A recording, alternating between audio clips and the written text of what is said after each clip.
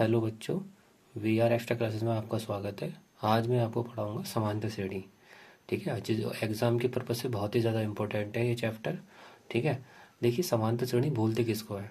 देखिए, वह श्रेणी जिसका समान अंतर होता है। समांतर श्रेणी में ही इसकी डेफिनेशन छिपी हुई है, यानी कि समान अंतर वाली श्रेणी।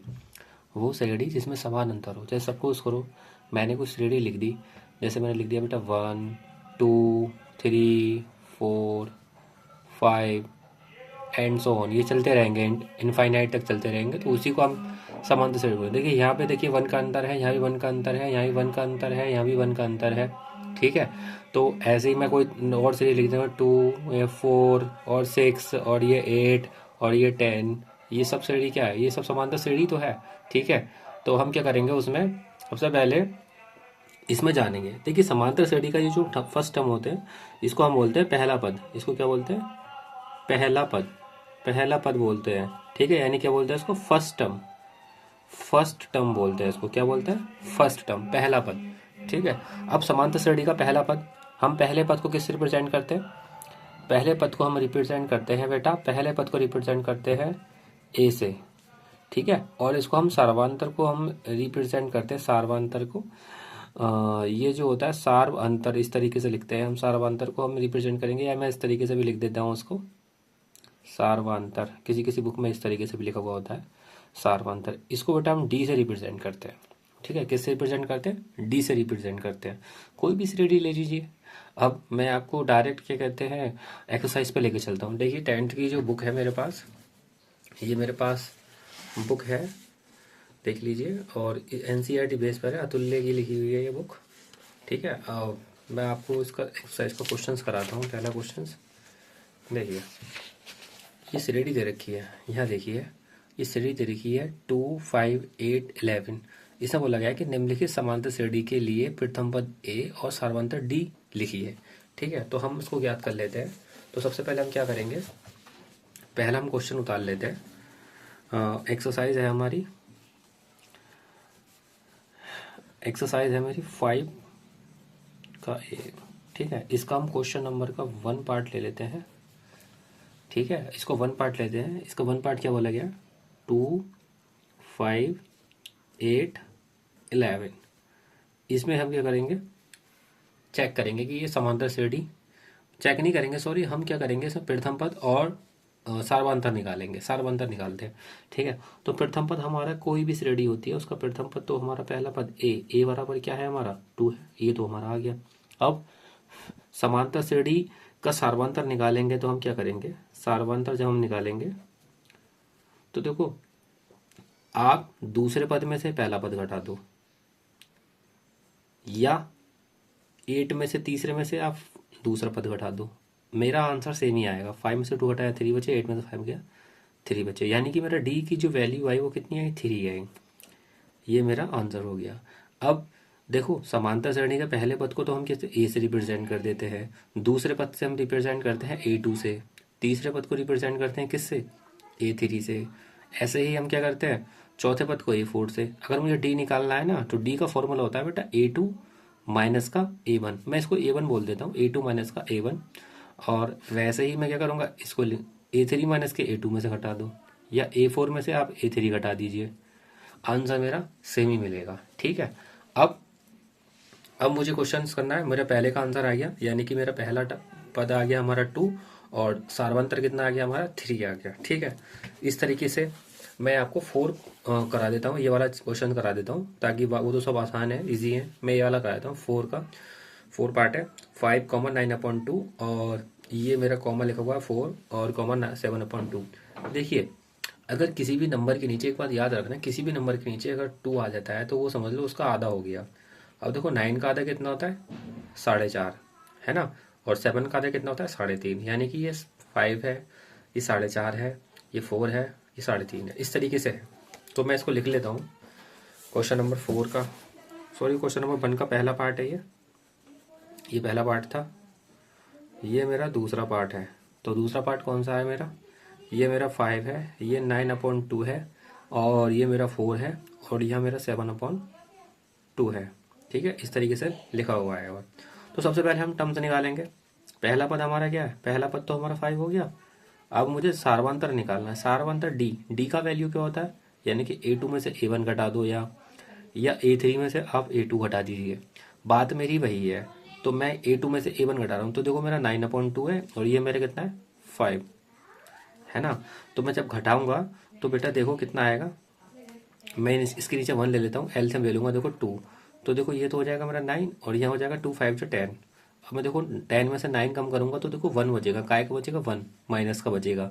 क्यों?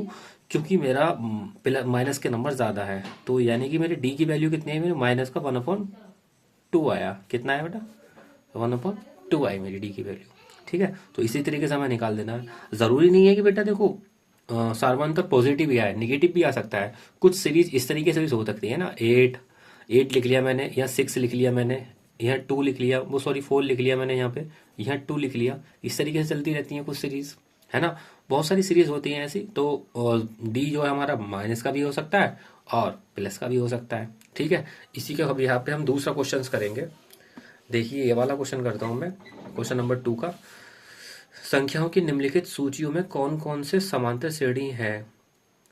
यदि ये समांतर श्रेणी है तो इनके अगले पद ज्ञात कीजिए। अगले पद यानी कि देखो ये बोला गया है कि पहले तो हमें चेक करना है कि ये समांतर श्रेणी है भी या नहीं है। तो सबसे पहले हम देखेंगे इसमें ये है, देखो पहला पद, दूसरा पद, तीसरा पद, 3 पद दे रखे हैं इसके। अगले 2 पद और निकाल ले हैं, अगले 2 पद निकालने के लिए। तो अगले 2 पद निकालने के लिए ना मैं एक फॉर्मूला बताता हूँ आपको।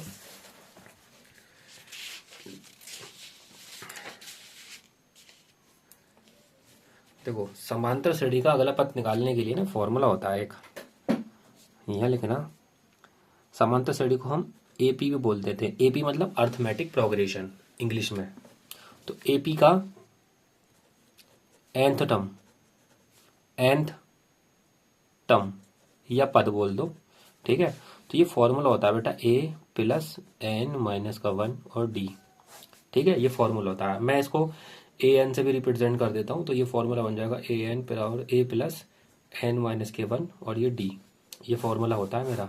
ठीक है, जहाँ मेरा डी, डी क्या है मेरा, डी तो मेरा सारवांतर है, क्या है मेरा सारवांतर।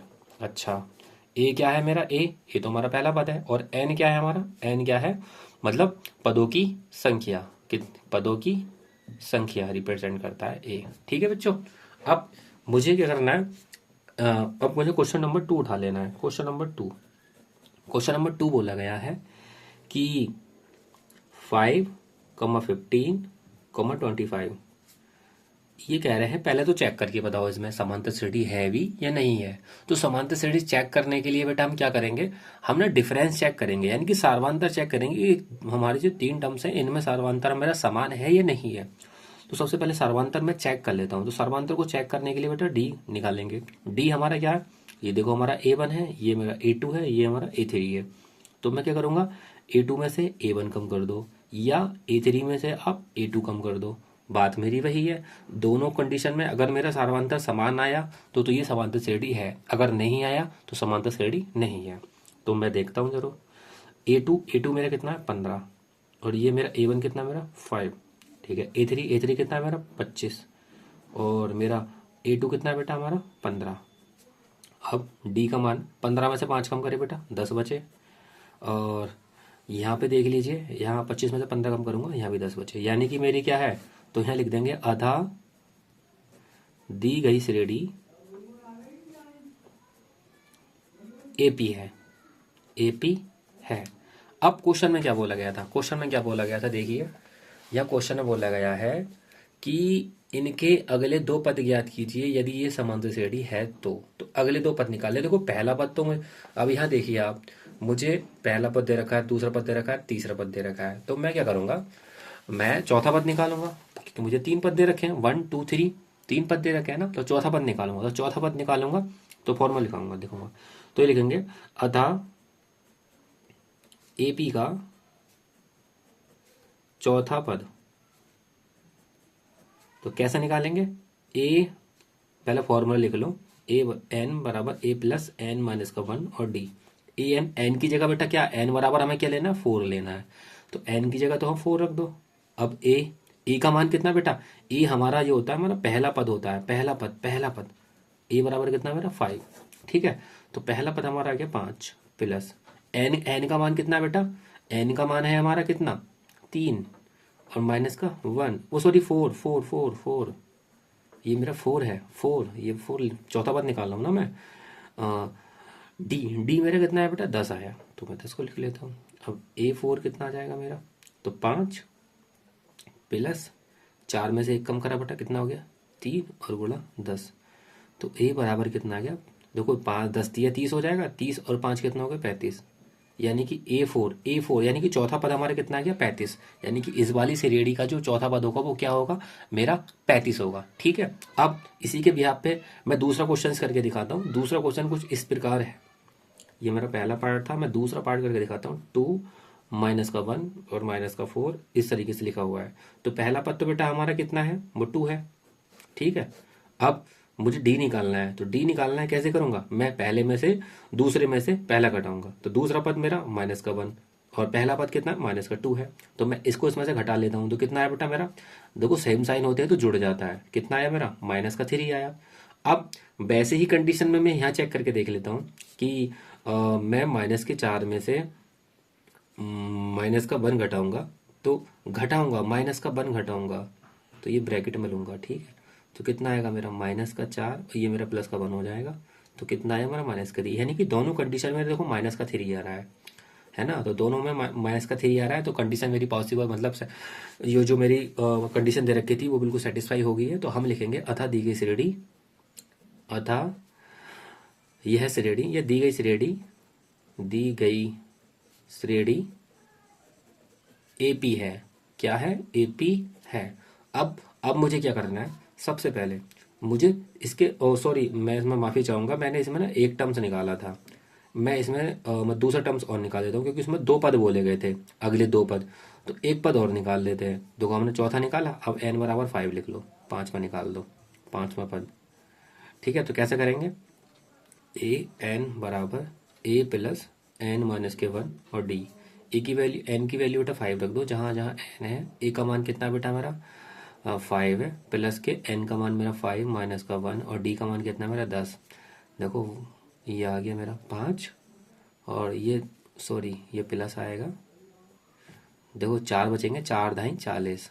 अब A5 मेरा कितना आ गया, मेरा 45 आ गया, कितना आ गया 45। माफ़ी चाहूँगा कि मैं इसमें एक टर्म्स निकालना भूल गया था। ठीक है, तो मैंने इसमें चौथा पद निकाल लिया, 5वां पद निकाल लिया, यही मेरे क्वेश्चन में पूछा गया था कि इसके 2 पद और निकाल के बताओ। ठीक है, ऐसे ही मुझे इस वाली सीरीज में बताना है, 2 पद निकाल के बताना है, तो 2 पद निकाल के बताऊंगा। तो हम क्या करेंगे, A4 निकाल लो, तो A4 निकालने के लिए डायरेक्ट मैं फॉर्मूला लगा देता हूँ, A प्लस और देखो 4 n माइनस 1 डी, तो मैं n की जगह 4 रख दूंगा 1, और डी, डी की वैल्यू कितनी बेटा, नहीं डी की वैल्यू मेरी कितनी आई है, माइनस का 3 आया है ना। यह फॉर्मूला लिख ही लो आप, ए एन बराबर ए प्लस एन माइनस के 1 और डी, ए एन, एन की जगह मुझे कितना लेना था, एन की जगह मुझे लेना है बेटा 4 लेना है मुझे, तो n बराबर 4 रखो, जहाँ n है वहाँ 4 रख दीजिए, तो मेरा n था, ये n है, मैंने 4 रख दिया, a मेरे यहाँ आ गया। इसको एक काम करते हैं हम, और बाद में रखते हैं। देखो ए की जगह मैंने 4 रख दिया, n की जगह 4 रख दिया, सॉरी ए की वैल्यू बेटा मेरी कितनी है 2 है, प्लस एन की वैल्यू कितनी है बेटा मेरी 4 है, माइनस का 1, और डी की वैल्यू कितनी है मेरी माइनस का 3 है। अब देखो इस क्वेश्चन को, A4 बराबर 2 प्लस 4 में से 1 कम करा 3 बचा, अब 3 की मल्टीप्लाई किससे करेंगे, माइनस के 3 से कर दो, कितना आएगा A4 बराबर 2, 3 3 जा 9, यानी कि 3 3 9 हो गए। अब 9 में से 2 कम करेंगे तो कितना बचेगा, माइनस का 7 बचेगा, कितना बचेगा माइनस का 7 बचेगा। वैसे ही कंडीशन में मुझे A5 निकालना है, तो यहाँ लिखेंगे n बराबर 5 के लिए, है ना, तो 5वां पद क्या हो जाएगा हमारा, यानी कि ए एन बराबर ए प्लस एन माइनस का 1 डी। तो अब मुझे क्या रखना है, एन की जगह 5 रखना है, ए की वैल्यू मेरी कितनी है 2, तो 2 मेरा रख देता हूँ मैं यहाँ पे, एन मेरा कितना बेटा 5 में से 1 कम कर दो, हाँ अभी बाद में कर देंगे कम। अब डी मेरा कितना है माइनस का 3 आया। अब यहाँ देख लीजिए, ये मेरा कितना हो गया 2, और देखिए यहाँ पे मेरा 5 में से 1 कम करूंगा तो 4 बचेगा, मेरा प्लस का बचेगा। 4 की मल्टीप्लाई मैं 3 से करूंगा तो माइनस का 12 आएगा। अब 12 आएगा तो मेरा कितना बचेगा, 2 में से 12 कम करूंगा तो माइनस का 10 बचेगा। यानी कि A5 बराबर मेरा कितना आ गया, माइनस का 10 आ गया। ठीक है, इस तरीके से मुझे क्वेश्चंस करने हैं। तो अब मेरा ये क्वेश्चंस हो गया। अब मैं क्या करता हूँ, कुछ आगे चलते हैं। ठीक है, तो आगे चलते हैं, फिर देखते हैं और वीडियो देखते रहिए। मैं इस क्वेश्चन को लेता हूँ, क्वेश्चन नंबर 3। ठीक है, क्वेश्चन नंबर 3 में बोला गया है कि औचित्य दीजिए कि यह क्या यह कहना सत्य है कि माइनस का 1 कोमा 3 माइनस के 3/2 कोमा माइनस का 2 कोमा 5/2 समांतर श्रेणी है क्योंकि A2 minus A1 A3 minus A2 के बराबर है। क्या है मेरा, बराबर है। तो देखो सिंपल सी बात है, अगर मेरा A2 minus A1 A3 minus A2 के बराबर होगा तो मेरा क्या होगा, ये समांतर श्रेणी होगी। क्यों, अब समांतर श्रेणी होगी, देखो 1 2 3 4, लेकिन कंडीशन ये भी चेक करनी है हमें। इसमें मुझे 5 टर्म्स दे रखे हैं, 1 2 3 4, सॉरी 4 टर्म्स दे रखे हैं। 4 टर्म्स में ना तीनों में मैं चेक करके देखता हूँ कि मेरा डिफरेंस सेम आ रहा है नहीं आ रहा है। अगर आ रहा है तो डिफरेंस, तो मैं क्या करूंगा, सबसे पहले क्वेश्चन को करता हूँ। मैं क्वेश्चन उतारता हूँ पहले। क्वेश्चन मेरा क्या है, क्वेश्चन है मेरा क्वेश्चन नंबर 3,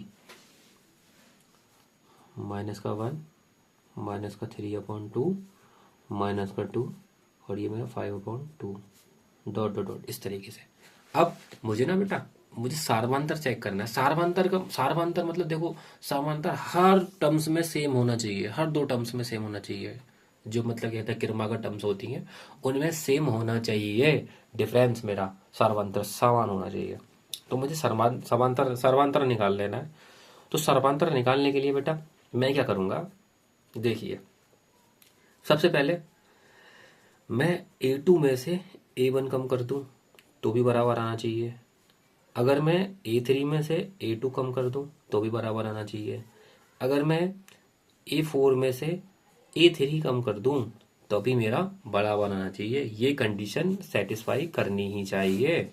अगर ये कंडीशन सेटिस्फाई है तब तो हम बोल सकते हैं कि ये समांतर श्रेणी है।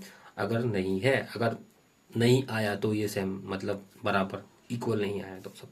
अब हम सबसे पहले क्या करते हैं, सबसे पहले हम इन्होंने बोला गया है, इन्होंने बोला भी है क्योंकि A2 माइनस A1 इन्होंने ये बोला गया है, दिया है, यहाँ लिख लीजिए दिया है। क्या दिया है, A2 माइनस के A1 बराबर है A3 माइनस के A2, ये बराबर है। ठीक है, तो मैं क्या करूँगा, सबसे पहले डिफरेंस निकालता हूँ, डिफरेंस सर्वांतर निकालता हूँ। पहला पद मेरा, सॉरी दूसरा पद कितना मेरा, माइनस के 3/2 माइनस ये कितना है मेरा, माइनस का 1 है। ऐसे ही A3 में मेरा माइनस का 2 है, माइनस और दूसरा पद कितना है मेरा, माइनस के 3/2 है। बराबर, यह कॉमन नहीं लगाना है, बराबर लगाना है। और यहाँ पे देखो चेक करके A4 मेरा कितना है, 5/2 माइनस और मेरा तीसरा टर्म्स कौन सा है, माइनस का 2 है। अब D बराबर, देखिए माइनस का 3/2, ये देखो माइनस माइनस का प्लस का हो जाएगा, बराबर यहाँ पे देखिए माइनस का 2 और ये देखो माइनस माइनस प्लस हो जाएगा 3/2 बराबर ये मेरा 5/2, ये माइनस माइनस का प्लस का हो जाएगा ये 2। अब एलसीएम ले लीजिए, D बराबर यहाँ एलसीएम ले लीजिए 2 तो ये हो जाएगा माइनस का 3 प्लस का 2। ठीक है, ऐसे ही यहाँ एलसीएम ले लीजिए 2 आ जाएगा तो ये आ जाएगा माइनस का 4 प्लस का 3। वैसे ही यहाँ पे एलसीएम ले लीजिए कि 2 2 4 5 5 प्लस का 4, यही तो आएगा। ठीक है, ओके। यहाँ कितना बचा बेटा, माइनस के 1/2, यहाँ कितना बचा, माइनस के 1/2, लेकिन यहाँ कितना बचा, यह 9/2 बचा, लेकिन ये बराबर नहीं है। तो यहाँ लिख देंगे अतः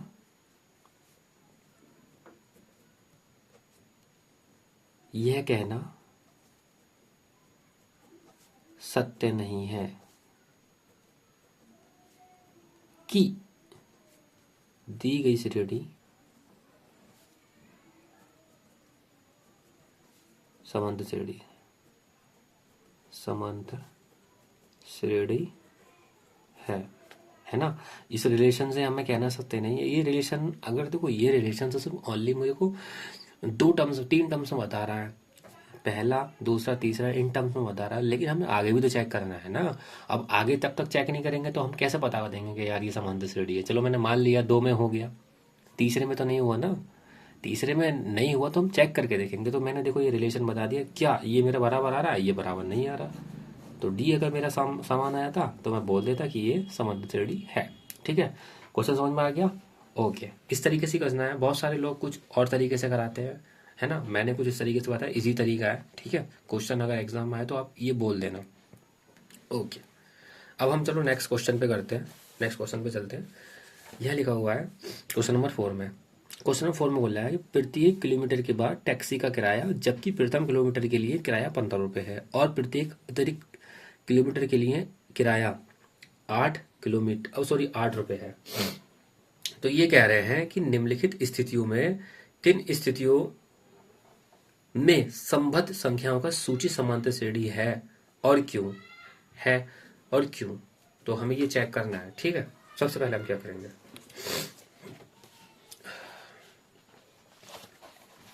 सबसे पहले हम क्वेश्चन को उतारेंगे। क्वेश्चन में बोला गया था, क्वेश्चन को एक बार पढ़ लो। देखो क्वेश्चन में क्या बोला गया था। एक टैक्सी है, अब टैक्सी है कह रही है जबकि प्रथम किलोमीटर के लिए किराया, यानी कि कोई टैक्सी चल रही है, ठीक है, रोड पर टैक्सी चल रही है। अब उसमें क्या है, मतलब हम लोग जाते हैं टैक्सी में, आप भी जाते होगे। तो उसमें बोला गया है कि देखो प्रथम 1 किलोमीटर के लिए तुम्हें 15 रुपए देने पड़ेंगे। उसके बाद अगर तुम अतिरिक्त चलोगे तो तुम्हें 8 रुपए ऐड करने पड़ेंगे। सबको छोड़ो, अब तुम 2 किलोमीटर चले, तो जब 2 किलोमीटर चले तो आपको 15 प्लस के 8 यानी कि 23 रुपए देने पड़ेंगे। अगर 1 किलोमीटर चलते तो आपको 15 रुपए देने पड़ते। लेकिन जब आप क्या कहते हैं एक्स्ट्रा चलोगे तो आपको 8 रुपए पर किलोमीटर देने पड़ेंगे। सपोज कीजिए आप 5 किलोमीटर चलते हैं तो आप 1 किलोमीटर के लिए 1 किलोमीटर के लिए तो 15 रुपए देंगे और 4 किलोमीटर के लिए 8 रुपए अतिरिक्त देंगे, मतलब 8 रुपए अतिरिक्त। तो हम 4 किलोमीटर के लिए 8 चौक 32 रुपए और 15 कितने हो जाएंगे, 47 हो जाएंगे, है ना। तो 47 रुपीज देने पड़ेंगे मुझे 5 किलोमीटर चलने के लिए। इसमें यह बोला गया। तो इसमें यह बताना बेटा क्या ये समांतर श्रेणी है या नहीं है तो फिर क्यों है। तो वही चीज है, तो मुझे क्या करना, समांतर श्रेणी में सिंपल सी बात है, मुझे सार्वंतर चेक करना है। सार्वंतर अगर मेरा चेक हो गया तो मेरा आ गया आंसर, तब तो ठीक है। अगर नहीं आया तो मुझे क्या करना है, मना कर देना है कि ये समांतर श्रेणी नहीं है। ठीक है, अब यहां क्वेश्चन लिखते हैं, क्वेश्चन नंबर 4 का पहला पार्ट। यह बोला गया है प्रत्येक किलोमीटर के बाद टैक्सी का किराया, है ना। तो प्रथम किलोमीटर के लिए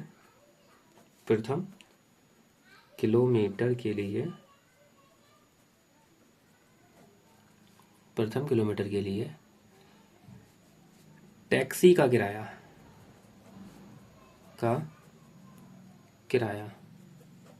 कितना, 15 रुपये। 15 रुपये है ना बेटा, 15 रुपये, यानी कि कहीं ना कहीं मुझे बेटा ए का मान है ना, ये ए का मान है नहीं है। ठीक है, अतिरिक्त किराया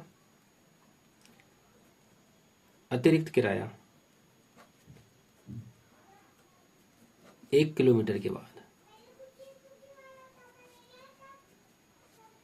है ना, कितना, 8 रुपये पर किलोमीटर। यही तो बोला गया, 8 रुपये पर किलोमीटर। ओके, ठीक है। अब मैं क्वेश्चंस करता हूँ। देखिए, अगर मैं इसको श्रेणी में कन्वर्ट करता हूँ, ठीक है, तो यहाँ लिखेंगे श्रेणी में कन्वर्ट कर दो। तो मैं क्या करूँगा, देखो श्रेणी में परिवर्तित करने पे ये लिख दो, श्रेणी में परिवर्तित कर दो।